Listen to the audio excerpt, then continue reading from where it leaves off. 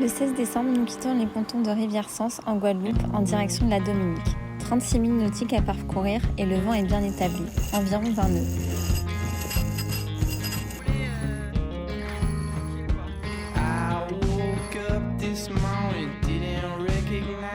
À une moyenne de 5 nœuds, nous arrivons en fin de journée dans la baie de Portsmouth. Elle, c'est Mathilde, la capitaine de Ratafia, un feeling des années 80 qu'elle a entièrement retapé pour partir voyager. Mathilde, c'est une amoureuse des sports de glisse, surf, kite, wing. Mais ce qu'elle aime avant tout, c'est la liberté. Alors acheter un bateau pour partir traverser l'Atlantique, c'était comme une évidence. Elles sont parties en octobre avec son amie Isa pour arriver en novembre aux Antilles. Isa, à l'origine, elle est ingénieure, mais elle a vite compris que son petit bureau à Paris n'allait pas lui suffire. Alors elle part voyager en Asie, retente une dernière fois une mission d'ingénieur à Paris et décide de définitivement tout quitter il y a 1 an et rencontre Mathilde aux Canaries. Lui, c'est Victor. Il a une tête de pirate avec son t-shirt sur la tête, mais c'est surtout qu'il souffre d'une grosse otite depuis qu'on est parti. Ça fait 1 mois qu'on est en Guadeloupe ensemble depuis mon arrivée de la Mini Transat et qu'on surfe les belles vagues de Guadeloupe. Victor, c'est un surfeur engagé qui dédie toute son énergie au surf et plus spécifiquement à la recherche pour rendre la production des planches de surf plus responsable. Moi, c'est Noémie. Je viens de traverser l'Atlantique en course et en solitaire sur un bateau de 6,50 m, la Mini Transat. Passionnée de longboard, j'ai décidé de rester aux Antilles pour profiter du soleil et des jolies vagues, avant de repartir à Lorient pour continuer à naviguer sur des bateaux de course.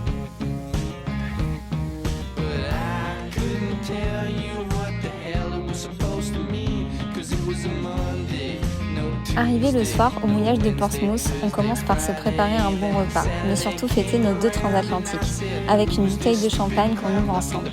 Traverser l'Atlantique, ça fait des années qu'on en rêve avec Mathilde, et on l'a fait, chacune à notre manière. Moi en course et en solitaire sur un petit bateau de 6,50 m, et Mathilde sur son beau feeling avec Isa et Lolo.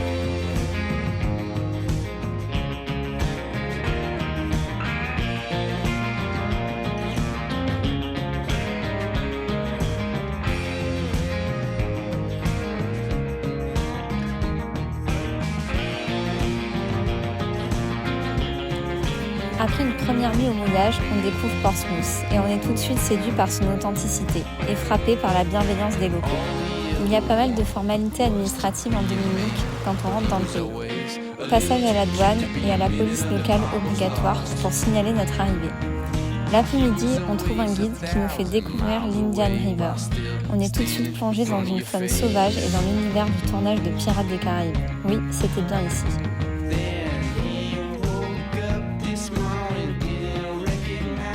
Le soir, on prend le temps de boire un petit verre pour réfléchir au programme du lendemain, face au coucher de soleil et à notre bateau qui nous attend au mouillage. 18 décembre. La journée commence avec un réveil sous la pluie, alors une tournée de crêpes s'impose pour se réconforter sous un bel arc-en-ciel. L'ambiance est au repos à bord en attendant que le soleil se lève. Une fois arrivé sur terre, on marche le long de la plage et on s'amuse à visiter des bâtiments abandonnés et les nombreuses épaves de bateaux échoués sur la plage. On s'amuse à se poser 1000 questions sur ce qui aurait pu causer leur perte. À l'heure du sunset, on retrouve Richard au bar en face de notre mouillage qui nous raconte ses histoires de militaires américains.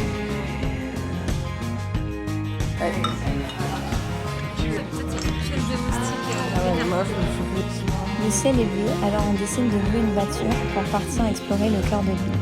Il faut s'habituer à la conduite à gauche comme à la monnaie locale. Les paysages sur la route sont incroyables et le chemin bien escarpé. Syndicate Falls sera notre premier stop. C'est dans un petit chemin le long de la rivière qu'on va découvrir cette incroyable cascade.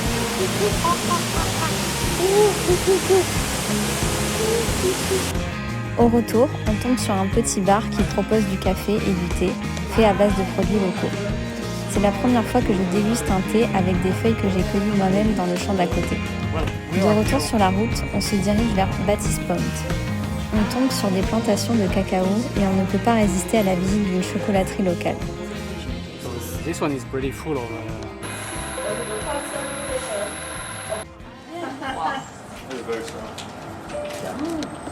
Really strong. Ah mais c'est amer quand même.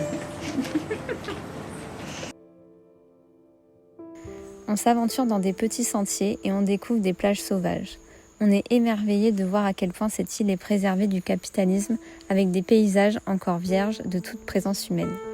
Alors forcément, nos âmes d'enfants reprennent le dessus. Ouverture de noix de coco et construction en tout genre.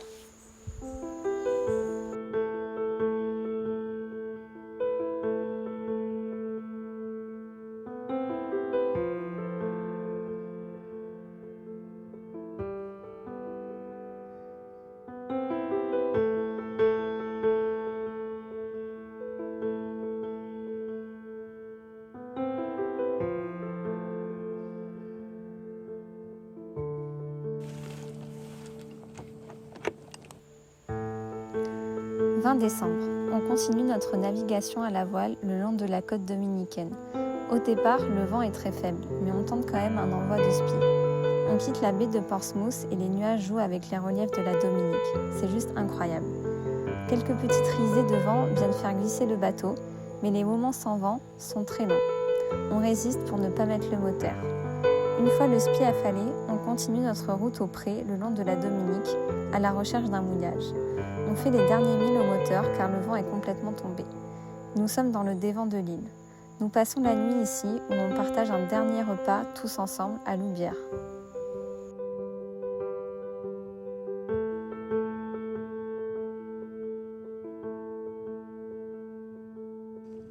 Ce matin, le groupe doit se séparer. Isa et Mathilde continuent leur navigation vers la Martinique pour rejoindre de la famille. Et avec Victor, on est sous le charme de la Dominique, alors on décide de continuer notre aventure ici pour en voir un peu plus. C'est donc version road trip que notre découverte de l'île va continuer. On finit cette journée avec un stop au Trafalgar Falls. Fini les nuits au mouillage pour Victor et moi, on se trouve une petite cabane au cœur de la jungle dominicaine où passer nos dernières nuits. Les journées et les balades s'enchaînent pour découvrir les paysages de l'île. Village des Kalinago, parc national des Trois Pitons, cascades, on profite à fond des plaisirs de l'île. Au sud, on découvre les fonds marins de Scott Head. J'en profite pour faire des photos sous-marines.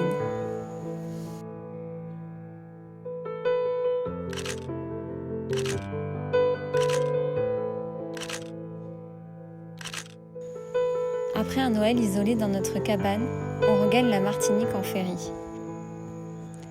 Et c'est ici que s'achève notre merveilleux voyage en Dominique.